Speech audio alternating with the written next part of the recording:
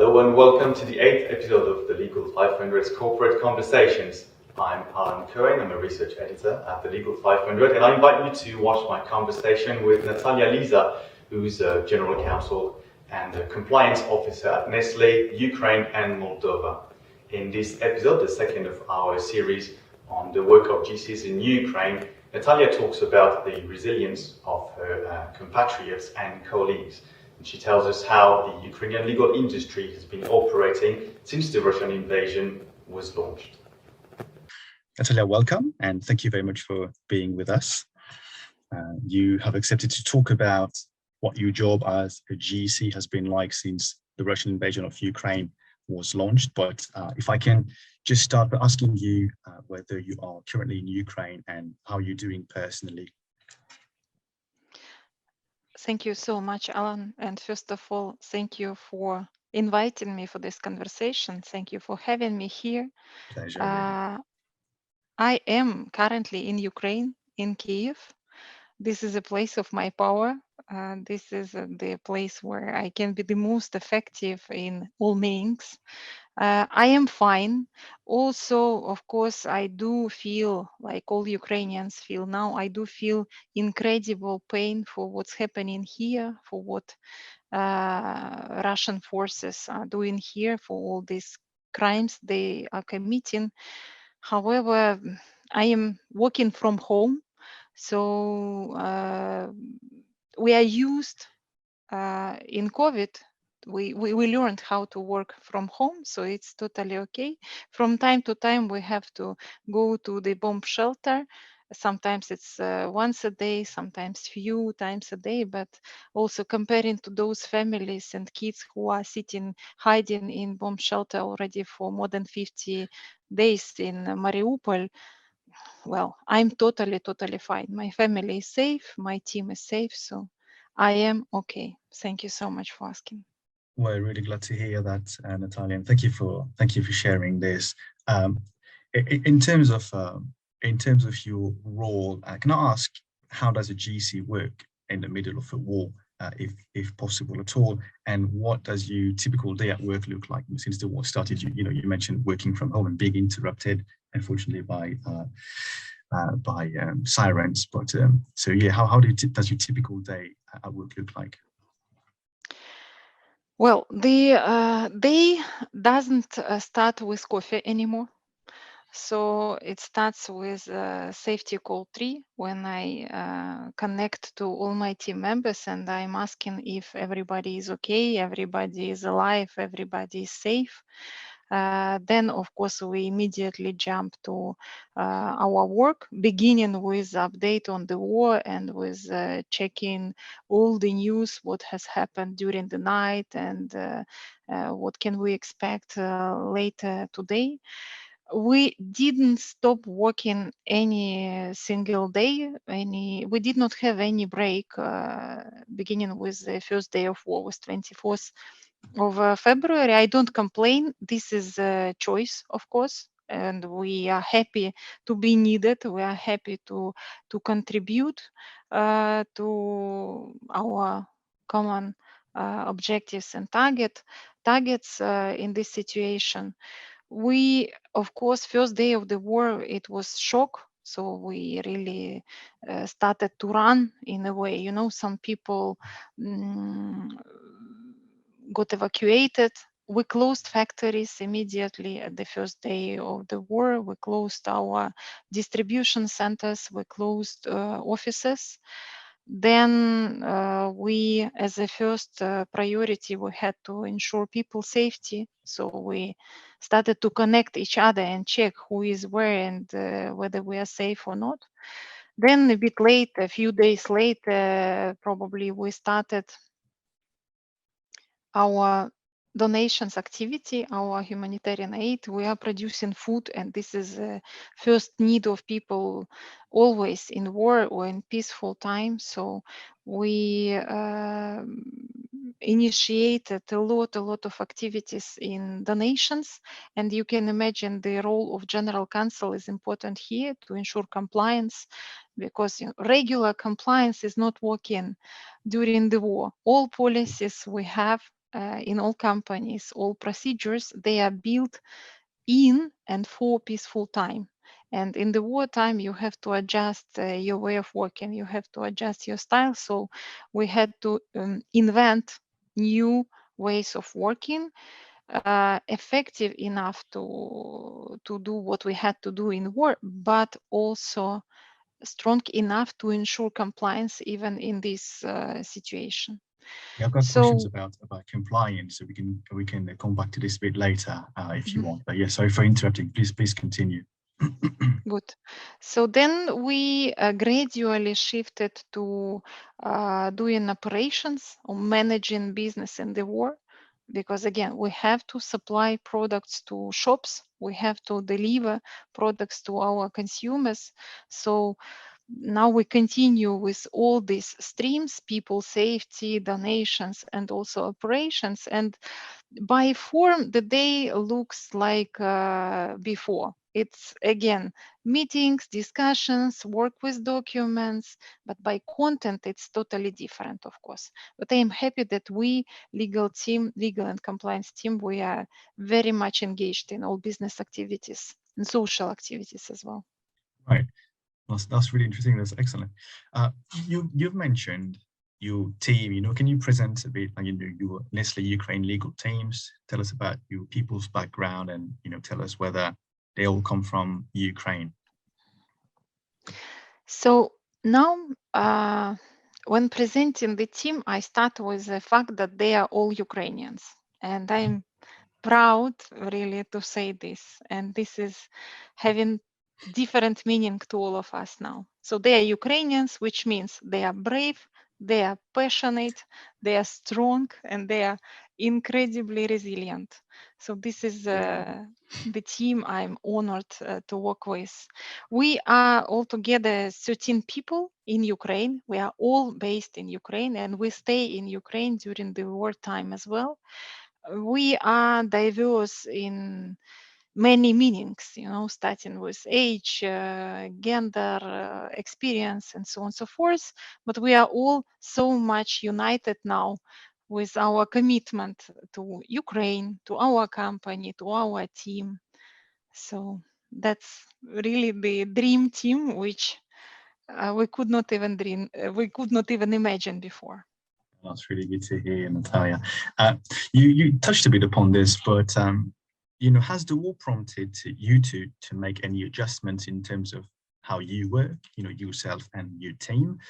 And I know that the role of GC evolves often, but how has the war changed your role specifically? Mm-hmm. Naturally, some of our projects were halted due to the war. Of course, something is not anymore valid, not anymore actual. But many projects are still valid. For instance, you can imagine we cannot now sign documents, sign contracts as we did before. Right. Yeah. So we have to speed up with our project related to electronic signature implementation. Sure. Then before the war, we have started a very, very nice project. It's my favorite baby, to be honest. That was the contract management project in which we had to digitalize the full cycle of contract management, beginning with creation, drafting of the contract, and then ending with archiving and execution. So we started this project. It means also to introduce new contract policy, and this is valid project now as well. So we continue this. Some courts postponed litigations, postponed hearings, but some courts continue to work, and we have to continue to defend our company rights there. Some our factories are continuing to work. So we, at this moment in Ukraine, out of 3 factories, we have only 1 which is not working. This factory is based in Kharkiv.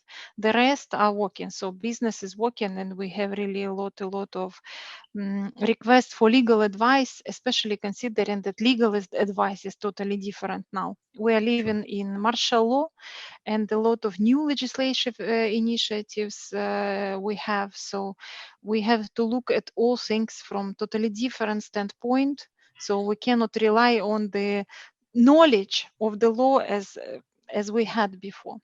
So what is also different probably that nowadays everything is urgent. And really urgent, not like before. It's urgent, please do, but really urgent. So we cannot now say that something we will do next week, next month, or after some, I don't know, holidays or break or Easter. No, if something must be done, it must be done now, today, or really as soon as possible. Yeah, that makes sense. And so perhaps on a slightly different point, and I said I would come back to it, but also, you know, I think, as you said, the wars prompted you to reset your legal and compliance team's priorities and objectives. Do you want to tell us a bit more about this? Well, in many areas, we, surprisingly or not, we see that priorities and objectives are the same. We have a mission in our legal and compliance team, which is enable and protect. Just 2 words, but you can imagine the huge meaning, huge sense behind these 2 words. And even the order of these words is important and is meaningful to us. It's not protect and enable, it's enable and protect. Right. It was before the war. Enable means enable business success, enable projects, enable sales, enable KPIs, and so on. And protect means protect company assets, company rights, company reputation. Now it is still actual enable and protect. There are some things which are added here. So now we are also enabling donations, enabling humanitarian aid, enabling special projects which were introduced during this wartime. And we are also protecting people now, because, for instance, we contribute on the volunteering basis, we are contributing to evacuation of people. So this is also protection, and our mission, in a way, our priorities are still the same. We have to do differently. We have to adjust. We have to add some priorities. We have to add some activities. But overall, and this is a good news to me, it is the same. Really, really interesting, Natalia. So as a GC, you know, still talking about your team and, you know, the people that you, because also you have to enable and protect your team, I suppose. As a GC, how do you get your legal team?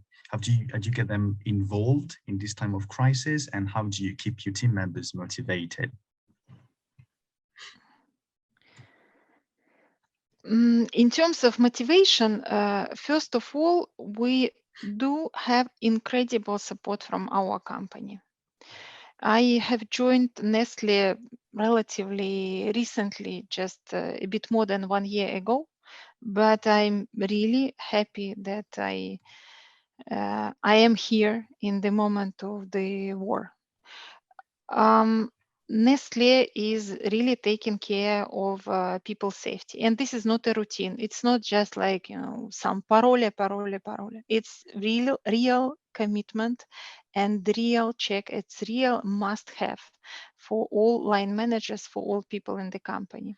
Then we've got incredible support in evacuation. In the moment when we were moving from our homes, some of us were moving abroad, and we had the program, and we still have at Nestlé, which is called Ukraine We Care. So company is providing financial support as well to everyone who is moving and who had to leave their homes. We are paying salaries. Is that Nestlé or your business partners? Sorry to interrupt. No, it's Nestlé company. Okay. Nestlé is a company towards Ukrainians as employees. We are paying salaries despite not everyone is busy at work, let's say. as I mentioned, Kharkiv factory is not working, so people are actually not at work, but we are paying 100% of salaries. We pay bonuses, annual bonuses, or bonus which we earned in 21. We even did annual salary review. So this is not typical, I must say, in this specific time. Yeah. Then we do a lot of donations, and this is also very much motivational. And it's I see your question. You asked about the legal team, but we are the part of the business, you know, and Yeah, sure. we are the same people as other business functions, and this is for us critically important. So the commitment of the company to support Ukrainians is 15 million Swiss francs. This is huge, enormous amount. And this is not the end, I'm sure. This is my personal opinion that Nestlé really will go beyond even this money. And this also motivates a lot to contribute. You know, when you contribute not just to business, but to something bigger, to something social, to support of your country, to support of your people, to support of your colleagues, you also can go beyond your human strengths, your human potential. We also have a lot of heroic stories. For instance, in our Kharkiv factory, our employees were loading trucks with our products, noodles, just under the shelling. So it's like you can see this on TV. And when you look at this, it's so much inspirational. You really can work day and night just to support these people and to help them, and also to contribute a little bit, at least, to this mission. That's very interesting, Natalia. On a different topic, have you been in contact with legal teams from other companies in other countries, you know, even including private practice law firms? Do you know if they continue to work normally, or do you continue to collaborate with them? And what sort of conversations have you had with them lately? So, of course, we have some informal network of general counsels in Ukraine. And we had our catch-up, informal catch-up, just recently. Of course, the first question is, how are you now? How are you? Are you safe? Are you alive? And then we have discussed what's important for us in terms of work. So damages compensation, programs which company have, some labor topics, and so on and so forth. But what was very important to me personally, I have noticed that these conversations are not at all about competitions. We are not competitors there. We are not representatives of our companies. We are more and more partners, colleagues, friends. So all of them, at least from my network, all of them are working. Majority are in Ukraine, some somebody abroad, somebody in western part of Ukraine, but everybody is working and everybody is now so much open to help. So solidarity now is probably the key word for us. Yeah, I think this is a key word of this interview. Really, you mentioned this a few times, and this is really warming to hear that, really. A slightly broader question. Do you think this conflict will have an impact on the Ukrainian legal and business ecosystem? And if so, of what sort? And if I may, same question for Moldova, and you know, which is a region, which is a country under your remit, and Europe in general. I do think it is already impacting everything. And I'm sure the life will not be the same. So we will not come back to the same shape of business, shape of legislation or life in all meanings. We see already now that many people left Ukraine, and who knows, maybe they will not return. They will maybe stay in those countries. We see that already important infrastructure is destroyed by Russian forces in Ukraine. Many companies have lost their assets. Factories are destroyed. Many companies took important decisions on their representation in the region. So it will change the framework, and it will change everything to me. The competition field will change because not everyone will be able to continue to work after such a crisis, after such damages. Yeah. And logistically speaking, let's say, we know that Ukraine is one of the biggest producers of food in Europe, or Sure. even we can say in some meaning in the world.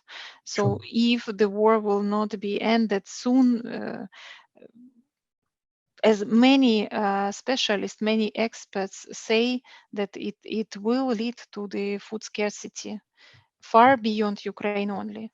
So I think that this impact we can already see. It will continue. It all very much depends on the further development of the war, and when it will go to end. Of course, we do the best to stop it as soon as possible, but not everything is under our control. Obviously, yeah. Okay. Are you finding that there are specific challenges of working in-house for foreign multinational like Nestlé in Ukraine?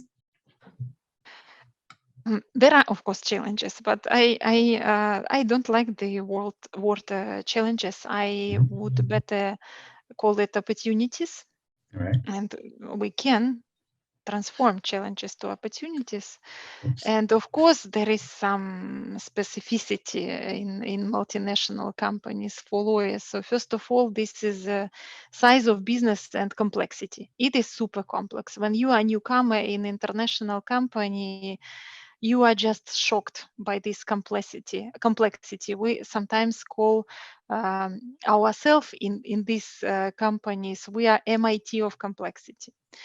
So we have a lot of processes, we have a lot of procedures, we have a lot of things to learn, but also it's a chance, opportunity to grow, to develop. So then you become really stronger because you learn from best practices, best processes, best people. So this is first. Second, policies, rules, and procedures. We are very, very, very much regulated, which for someone can be the challenge or can be the complexity again.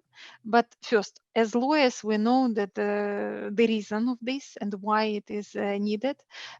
And not only as lawyers, as people from business, we see that this is what helps business to survive. This is actually what brings business to sustainability.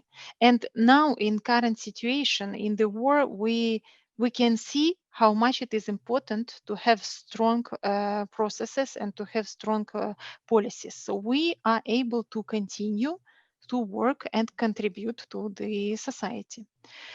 And the third one, probably also connected with our matrix organization, this is a stakeholders management. This is challenge and opportunity as well. So in multinational company, you never have just one boss. You have one boss, one direct line manager, then you have one or few dotted line managers, and then you have plenty of important stakeholders with whom you have to find common denominator if you present some position or defend some project, or if you do your work. So you really, it's not easy. It's an art to manage the stakeholders. However, it's a great opportunity to become an artist, to master in it. That makes sense. Natalia, many other questions, but I'm a bit conscious of time. So perhaps one last one. If you have any advice to give to an aspiring general counsel in Eastern Europe, what would it be and why? I had experience to work in Eastern Europe. I am in Europe now. I had experience to work in Czech Republic, in Prague, and I do believe that we all, in many countries, we lawyers have one common habit, one common manner. We are very often limiting our participation in business life by just legal issues, by just legal advice. We refrain from comments in business conversations unless it is pure legal topic discussed. We react only on legal questions and so on and so forth. And I think this is a missed opportunity. I think effective and successful general counsel should be the business person. He or she should, so to say, leave the business and love the law. And it requires some courage, of course. It requires efforts because you have to learn business, you have to understand the business, you have to be brave. So my advice would be, don't be afraid to jump into business. Don't be afraid to do more.